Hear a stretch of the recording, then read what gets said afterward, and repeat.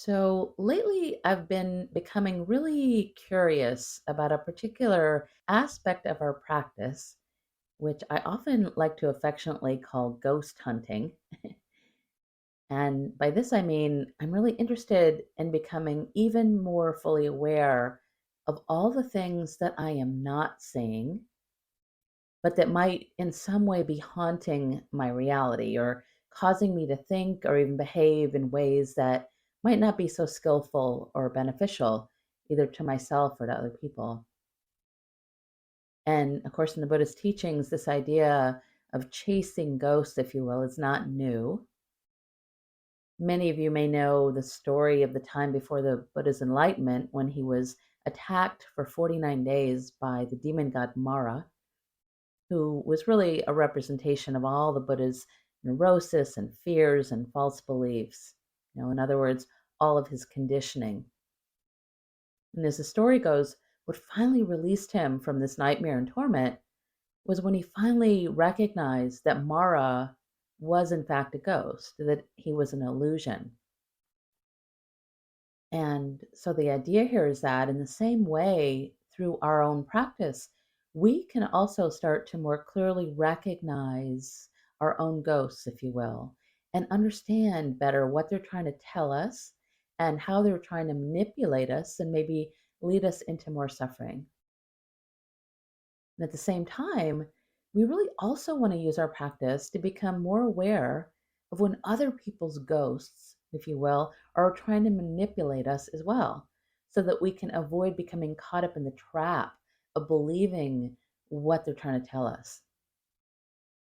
And of course, our entire practice is really aimed at showing us how to do this. But for this talk, I thought I'd just offer us one way that we can start to do this, which is to practice looking out for something the Buddha called the near enemies. So, just like Mara, these near enemies are also considered illusions and also tricksters because while they can appear as one thing, they are in fact something totally different. In modern day terms, we might think of these near enemies as something we know as frenemies, which the Merriam-Webster's dictionary describes as, quote, someone who pretends to be a friend, but is actually an enemy. Someone who pretends to be a friend, but who is actually an enemy.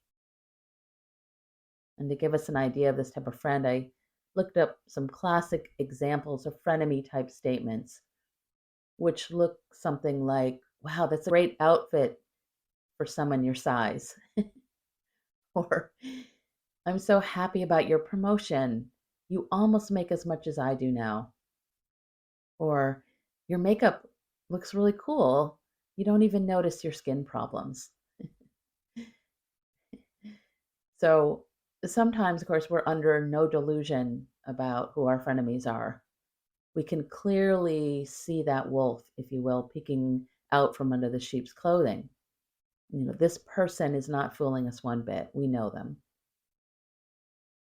But more often, a frenemy is someone who just completely confuses us. And this might even be someone we've known for years.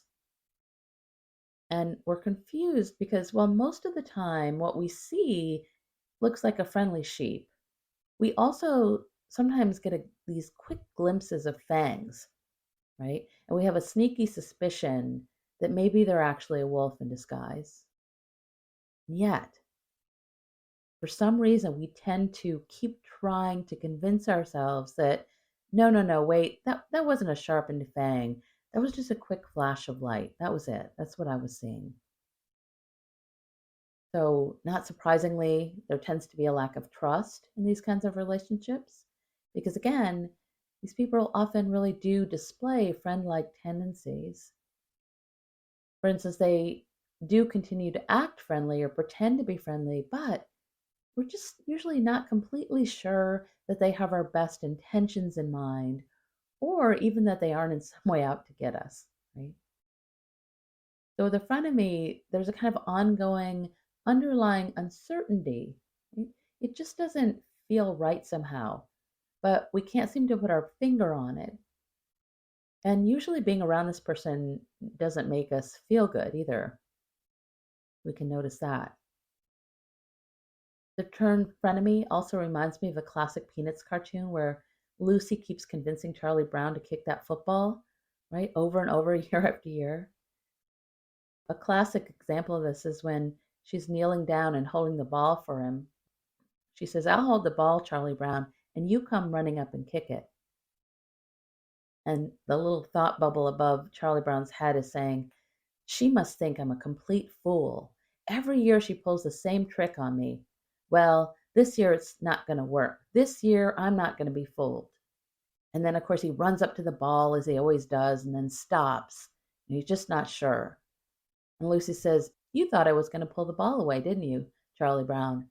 I'm ashamed of you. I'm so insulted. Don't you trust anyone anymore? Has your mind become so darkened with mistrust that you've lost your ability to believe in people?" And so, Charlie Brown walks back to where he started, and again, he runs as fast as he can towards that ball, and ugh, whump, it happens again. So, all of that to say that the definition of frenemy is very close to how the teachings describe the near enemies, okay, which are qualities that appear to be something or feel like something, but they're actually not that at all. So essentially, the idea is we can't trust them. Okay. And before I go into these a little more, I also want to mention what are called the far enemies, which is something we also want to be aware of. So, unlike the near enemies, which are usually more difficult for us to recognize, these far enemies are like those enemies that we are absolutely onto.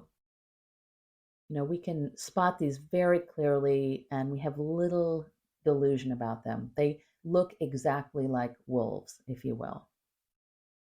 And so, what exactly are these two types of enemies in opposition to?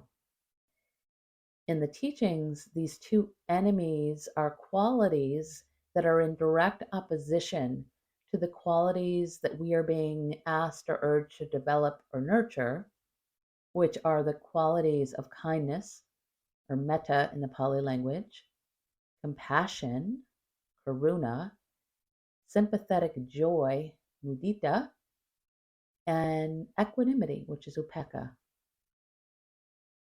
And many of you may recognize these four qualities of heart called the Brahma Viharas or the Divine Abodes, which are considered the highest emotions in the Buddhist teachings.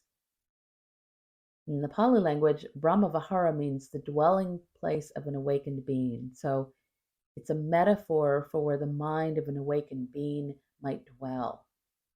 So these divine abodes are essentially the places where we most want to live or dwell. These are the things that we want to actively, consciously nurture and develop so that eventually we will live in those places. We will become those qualities. In essence, it's really what we're aiming for. As the late great Zen master Thich Nhat Hanh once told us, as you practice building a home in yourself, you become more and more beautiful. As you practice building a home in yourself, you become more and more beautiful.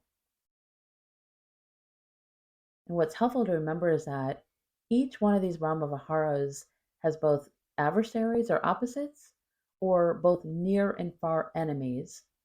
And we are being asked to use our practice to really be on the lookout for both of these. So we might start with the first of the Brahma Viharas, which is metta, loving kindness, or unconditional friendliness. Metta involves cultivating a sense of kindness or friendliness, goodwill towards ourselves and others, along with a genuine wish for our own and others' happiness. So it's really a sense of wishing ourselves and others well. It's a sense of goodwill. There are many ways to practice metta, and there are many traditional loving kindness practices, but the most essential one is the one that's threaded through really all the practices, which is to hold whatever is arising within us with great kindness. So, for instance, if there's anger arising, or sadness, grief, shame, or whatever feeling or beliefs are arising. We are making a commitment to ourselves to hold all of it with a sense of friendliness and kindness. And so the essence of metta is really, don't throw anyone out of your heart. Don't throw anyone out of your heart. This especially includes ourselves. So, as you might imagine, the far enemy, the one that we can see very clearly, the far enemy of loving kindness is ill will or even hatred. So again, here with the far enemies, we're mostly not fooling ourselves when we're feeling these things, right? Either when we're feeling them towards others or even ourselves. We can very clearly see most of the time that we're behaving in ways that are unkind, or feeling or acting in ways that are unfriendly, when we're not wishing for the happiness of ourselves or others. Okay, that's the far enemy.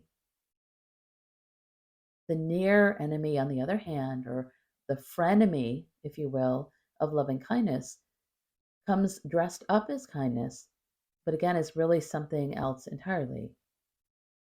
This is when we mistake a sense of attachment, clinging, control, or fear as loving kindness. It's dressed up as that. And of course, these things are not metta because they do not involve a sense of unconditional friendliness or kindness. They're conditional, right? They're conditional. So they carry a sense of, I'm being kind to you only because I need you in some way. Or I depend on you in some way for something that I need. Or I need you to boost my ego in some way. Or I'm afraid of losing you because what will then happen to me? Okay. And here you might notice a common word through all of these, which is the word need, right? So this is really our clue, that word need. So when we recognize it, it can alert us that maybe we or even someone else is not really offering loving kindness, but something that's disguised as loving kindness. Again, it's really a sheep in wolf's clothing when we can suss out that word need. This near enemy can also arrive in the disguise of control, as in, I'll be kind to you and wish you well only if you're kind to me, or only if you give me what I want, or only if you are behaving in the way that I want you to. Okay? And here you might recognize another word, which is our clue, which is if. Only if. Again, it's conditional, which means it's not real. So already we might be sensing a common theme, which is that all of these near enemies stem from a sense of self, from a sense of, what am I getting out of this? Or out of a sense of fear, or a clinging to our own personal needs. So with this one in particular, we can recognize, instead of our thoughts, emotions, even our actions being based on simply wanting what's best for someone, wanting them to be happy, they tend to be based on trying to meet some need of our own. And actually, this is exactly how we can begin to spot or notice all of the near enemies. Okay? We can ask ourselves, is how I'm experiencing my kindness, compassion, joy, or peace unconditional, or is it in some way attached to a sense of self? So we might think of that wolf, if you will, as the singular I. The wolf is always really the ego in disguise. And we can recognize it because, again, there's almost always a strong or very subtle sense of, what's in it for me? What's in it for me? On the other hand, we might recognize when we're experiencing the true Brahma Viharas, when we're feeling connected to the flock, maybe, if you will, to the sense of a collective we, when we're feeling less self centered and more we centered, or maybe when we've kind of let go of the sense of what's in it for me, when we've let that go. So we can see this especially in the second Brahma Vihara, which is compassion, karuna, in many different ways. So compassion, karuna, is what metta or friendliness feels when it encounters suffering. It just wants the suffering to stop. The Buddhist texts describe compassion as, quote, the quivering of the heart in response to the recognition of suffering. The experience of compassion means that when we encounter someone's suffering, we see that we too experience that same type of pain. Right? It implies that given all the different causes and conditions, we could very easily see ourselves in their situation if those things had happened to us. As the Buddhist nun Pema Chodron tells us, sorrow has the exact same taste for all of us. Sorrow has the exact same taste for all of us. So, as we might expect, then, the far enemy of compassion, the easiest wolf to recognize, is cruelty. This is when we're not only cut off from our compassionate hearts, but when we consciously do or say something that causes another person or people harm. And of course, we can also be so cruel to ourselves in so many ways. In the traditional Buddhist teachings, there are actually two near enemies of compassion. And the first of these is a really truly scary wolf, which is pity. It's a very scary wolf. Pity implies feeling sorry for someone in a way that separates us. It somehow puts us above the other person. So when we're offering our pity rather than our compassion, what can clue us into this is when we're some way identifying ourselves as, quote, the helper, right? Which means that we are seeing the other person or people as maybe helpless when we're the helper. A very simple way that this can show up is as unsolicited advice, right? So whenever we offer this without the person first maybe asking for it, what we're saying in some way is, obviously, you're helpless here, and I, the self-designated helper, am going to help you, and you can thank me later. And we all do that. We all have moments of offering our unsolicited advice. It's a very common habit. But again, this is that wolf of ego or self showing up disguised as compassion. And the resulting feeling in the other person is usually going to be the complete opposite of feeling as if they've been given any kind of compassion. It's going to be the opposite of that. Sometimes what can really help us to recognize the wolf of pity is to bring to mind how we maybe felt as a child when someone was kind and compassionate towards us. And then consider a time when we received pity instead. And then notice what the difference felt like. What was the difference? So the second near enemy of compassion is often called grief or overwhelm. And again, this is extremely common, and it can feel like a sense of helplessness. So this is when we become in some way attached to another person's suffering, or even to the collective suffering, and we take it on as our own suffering, and then we let it drag us down into the same kind of grief or despair or overwhelm. And so we personalize it in some way. We take it on as ours, and really ours alone. We take it on as our responsibility, and then it just completely feels overwhelming. So another way that this near enemy of compassion can show up is when we feel uncomfortable with someone else's pain or grief. And instead of offering them our compassion, what we offer them instead, or what we feel compelled to offer them, is judgment, or maybe we feel a need to fix it. In other words, we feel compelled just to want to make the suffering stop. But when we're feeling this, what is important to us here is not the other person, but our own attempts to make ourselves feel better. Okay? And unfortunately, when we do this, we can often end up really complicating our lives. And of course, we can also just cause so much harm to other people in this way because we aren't actually there for them in a way that's truly benefiting, when we just want them to stop so that we can feel more comfortable.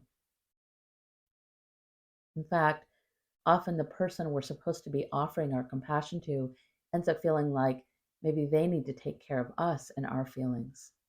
Okay? So just for a moment, you might just think about when you yourself are needing compassion, right? Who is the person you really want this from? Or who would you want to be with you? Do you want to receive compassion from someone who might be pitying you in some way? Maybe someone who's even taking pleasure in their status of helper? Are you wanting compassion from someone who is distraught or anxious? Maybe someone who is as upset as you are about whatever it is you're going through? Or do you maybe want someone who is simply there with you with an open, tender, non judgmental heart? Someone who's going to allow you to feel and express your own pain, frustration, whatever it is you're experiencing, with a sense of calm and openness, right? Not making it all about them, just being there as that kind witness. And so I'm guessing we all really prefer that last person, who is someone we might imagine is embodying those four Brahma Viharas. And so this is why leaning into and really nurturing these four qualities is exactly how we can become this person, not only for other people, but especially for ourselves. So through our practice, essentially what we're training ourselves to do is to simply be there with ourselves, however we are, with no judgment, with an open, tender heart that can really see our suffering and just wish for it to end. Again, with no judgment. In the Tibetan Shambhala tradition, which I was originally brought up in, there's actually a third enemy of compassion, your enemy, which Chogyam Trungpa Rinpoche called idiot compassion. And this involves saying yes to something when the most compassionate response is actually a really strong no. And I love the way Pema Chodron describes this. She says, it refers to something we all do a lot of and call it compassion. In some ways, it's what's called enabling. It's the general tendency to give people what they want because you can't bear to see them suffering. Instead of offering a friend medicine, bitter though it may be when ingested, you feed them more poison. At the very least, you don't take it away from them. This is not compassion at all. It's selfishness, as you're more concerned with your own feelings than attending to your friend's actual needs. I just really love that.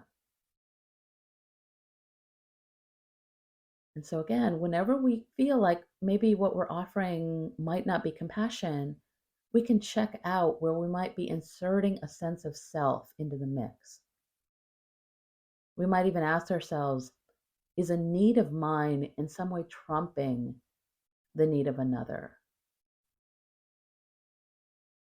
Which leads us to the third Brahma Vihara, empathetic joy, or mudita, which is essentially what goodwill or metta feels when it encounters happiness. It wants the happiness to continue.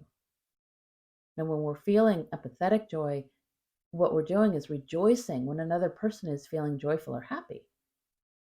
And when we truly feel someone else's joy, we also happily feel the same thing in ourselves.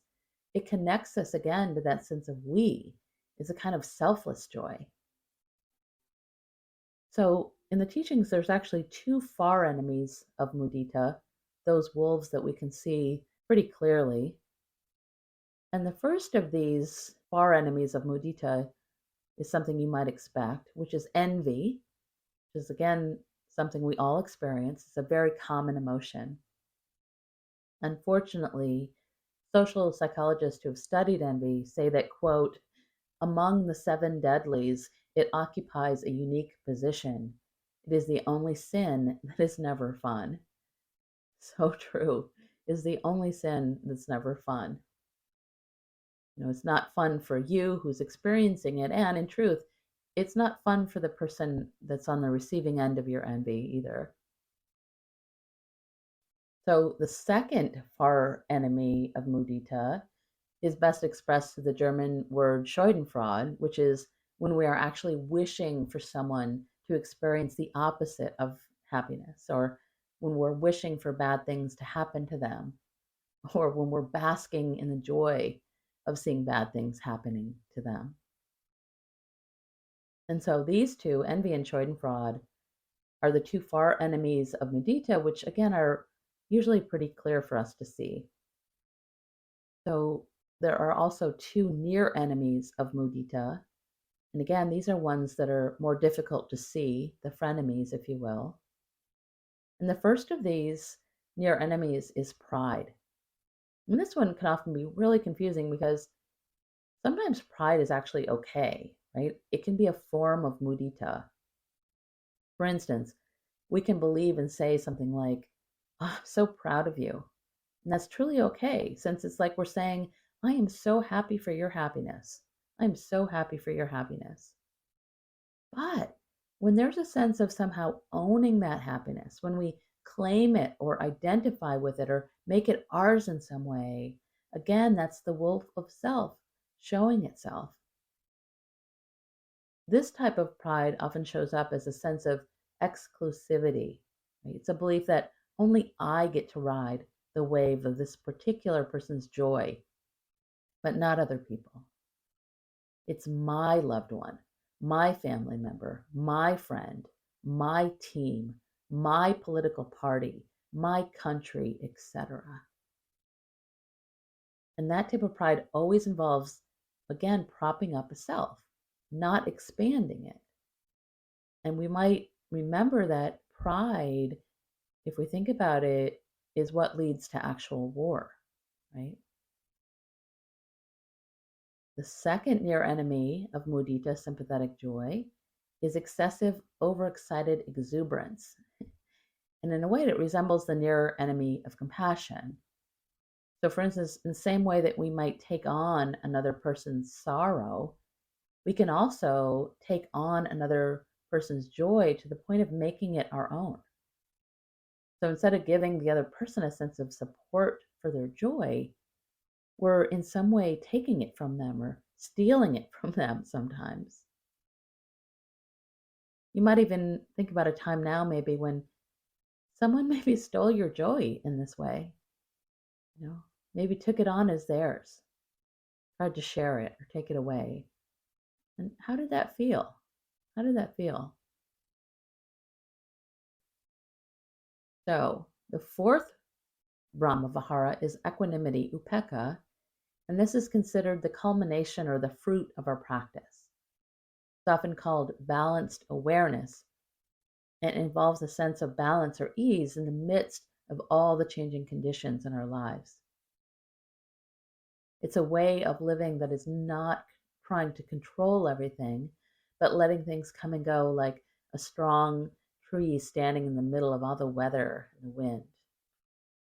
So with equanimity, the tree fully feels the wind. It's awake for all the joys and sorrows that are flowing through, but it doesn't let the wind knock it over or become so hard that it breaks. It's equanimity. And so as you might imagine, the far enemy of equanimity, the one we can see more clearly, is reactivity, which of course is what we're trying to work on in our practice. And this is where we react to all the winds, when we get knocked over by them constantly and spend lots and lots of energy trying to avoid them or fight them or control them. Okay? Because of this, the main near enemy of equanimity often appears like the exact opposite of this, but it's actually not equanimity at all. This is when we have a sense of indifference or a kind of dry neutrality or a cool aloofness. Okay? At its most painful, this kind of equanimity might appear as a sense of resignation, as in, well, I don't matter anyway, or these things always happen to me. It's just one more thing. Or even, I just need to grit my teeth and smile through this. But both resignation and indifference involve a kind of coldness or a hardness, numbness, even a sense of just feeling disconnected from whatever's happening. And again, it's less about feeling a part of, part of the flock, if you will, and more about feeling like the wolf, like we're either hanging out above or below, but not within that circle. And when we're indifferent or resigned, we've actually become separated from our hearts rather than with our hearts or with one another. We've in some way become cold, not warm, disconnected.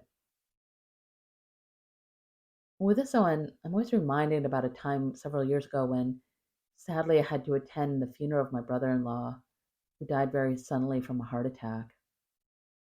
And while I was there, it was so curious for me watching everyone to observe how some people responded to their grief with a real sense of pride for not showing any emotion, for not expressing any tears. It was a source of pride. And to be fair, I think this is just a very conditioned cultural belief that being stoic in the face of grief or sorrow is somehow respected, and that displaying natural human emotion is just something to be frowned upon. It's a cultural conditioning. But with equanimity practice, we're actually being asked to warm up, to soften, to really allow ourselves and others to feel whatever it is we're feeling with great kindness, with lots and lots and lots of metta. And of course, we're not being asked to stay there and to live in or wallow in our emotions, right? But we are being asked to awaken to them, to let them be fully felt, and to let them simply arise and pass. Because the truth is, if we harden our hearts against all the pain that we're feeling, guess what? We're also blacking out, sadly, all the joy. So, with all of these near and far enemies, again, what's important to remember is that we can really use our practice to better recognize when the wolf of self might be showing itself. So, for instance, we might begin to sense what it feels like when we've cut ourselves off in some way, when we're feeling cold or fearful or separated, or if our hearts are feeling tight because we're in some way clinging or holding on. We can also begin to notice when we're experiencing a sense of selflessness, when our hearts are maybe feeling warm, connected, more expansive, less constricted, when we're experiencing true kindness, compassion, joy, and equanimity, untainted by any sense of what's in it for me? What's in it for me? And as always, we're not trying to intellectualize this process in any way or trying to figure it out by kind of psychoanalyzing. In our practice, we're learning to stay in direct contact with our wise, good hearts, learning to trust them to let us know when that wolf might be showing up in sheep's clothing. And before I offer you a meditation on these near enemies, I just wanted to offer a quote I like from the author and scholar, Dr. Marlena Foyle, who writes this of the near enemies.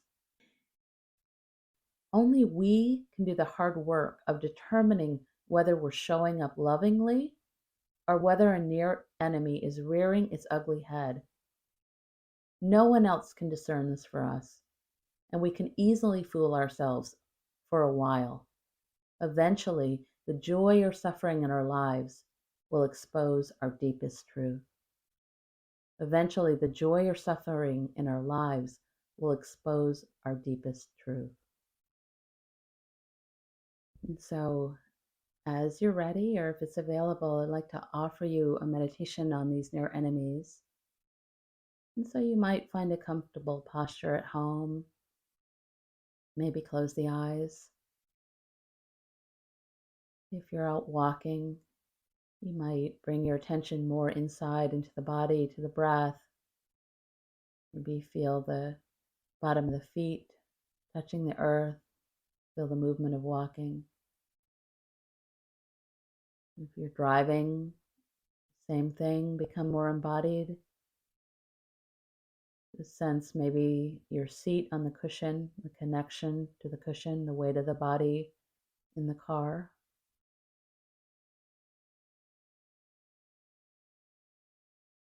Maybe taking a nice deep breath in, filling the lungs.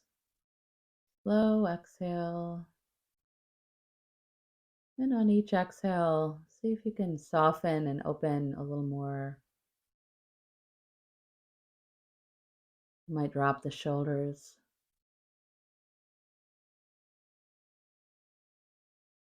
Letting the tummy be soft, open.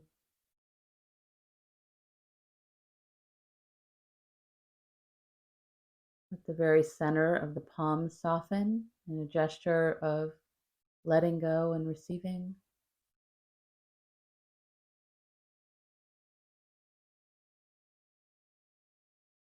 You might notice the whole area of the face. Just let the face soften. Forehead smooth. Eyes soft. All the little muscles of the face melting.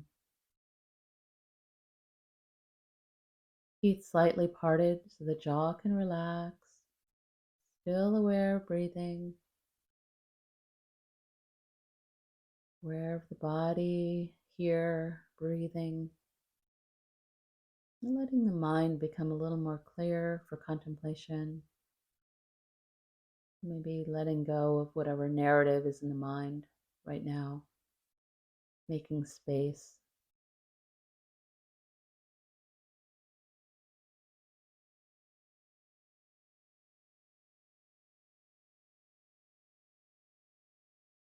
So, for this meditation, I wanted to give us time to consider some of these near enemies and how we can recognize them when they're showing up or haunting us, if you will, so that hopefully we can make the intention to nurture their opposites, which are the divine abodes themselves. So, as we go through these, please remember there's no right or wrong answers, and there's especially no judgment in these. Please remember that we all experience these near enemies, all of us. So we're just trying to ghost hunt a little here, trying to bring these apparitions up into the light so that we can really see them for what they are.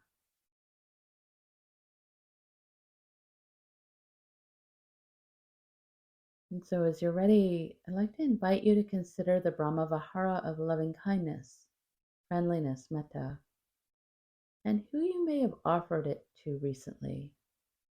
Who have you offered your loving kindness or friendliness to recently?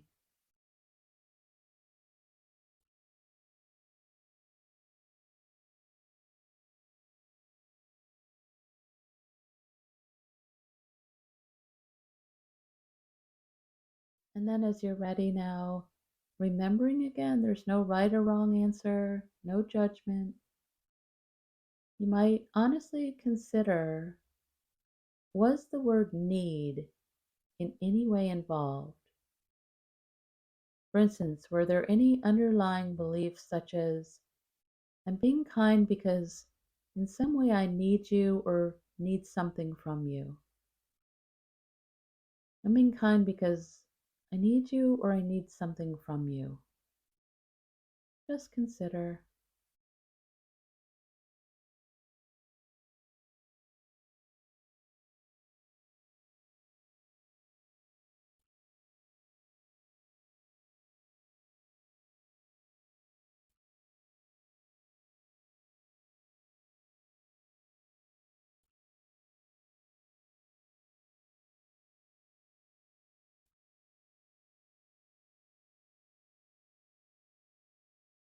As you're ready now, I'd like to invite you to consider the Brahma Vihara of compassion, Karuna, and who you may have offered it to recently.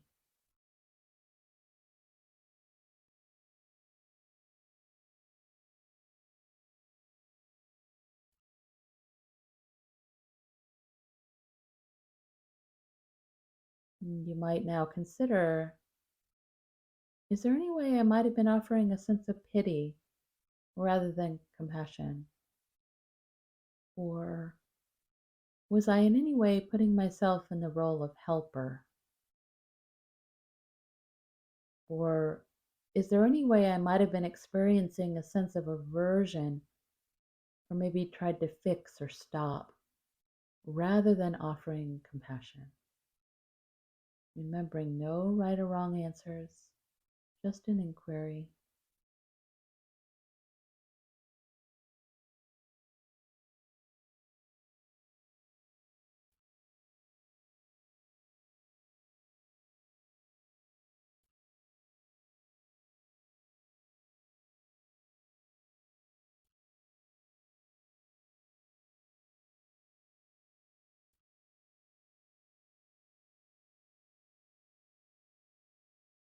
As you're ready now, you might consider the third Brahma Vihara, which is empathetic joy. And again, who you may have offered it to recently, your joy about their joy.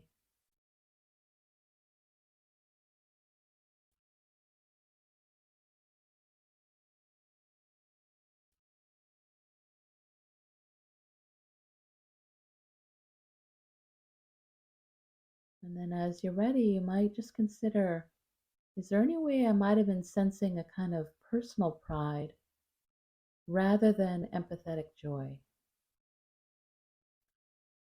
Or maybe, is there any way I might have been letting someone else's joy become my own? Was I owning it in any way?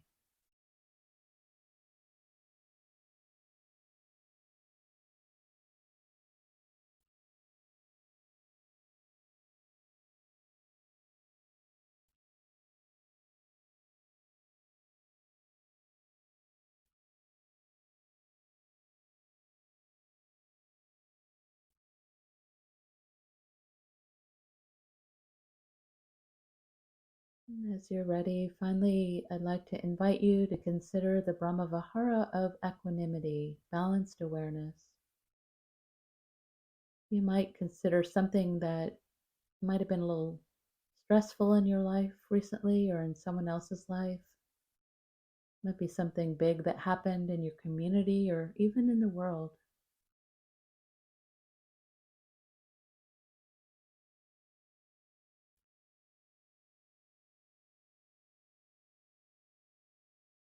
And then you might just consider, is there any way I might have been feeling in some way indifferent or maybe not really caring in some way?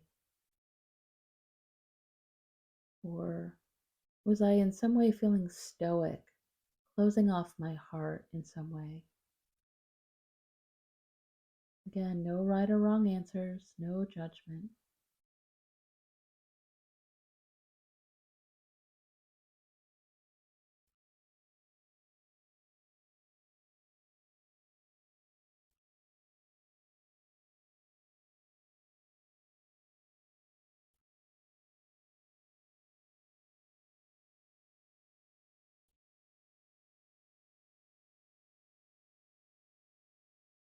And finally, I'd like to invite you to recall just one of these near enemies, if you will, and consider what would it have felt like to experience the true divine abode?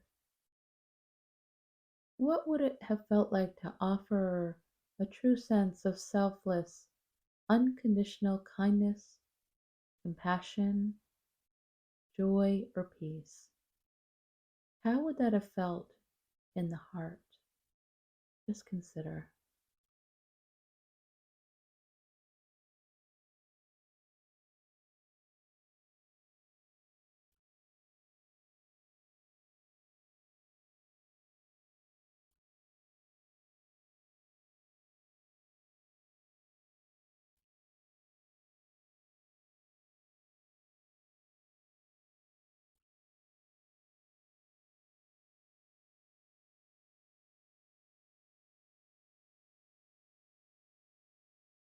And finally, with the eyes still closed, just listening to these words from Anhui Nguyen, who wrote, "Our world is so full of conditions, demands, requirements, and obligations that we often wonder what's expected of us.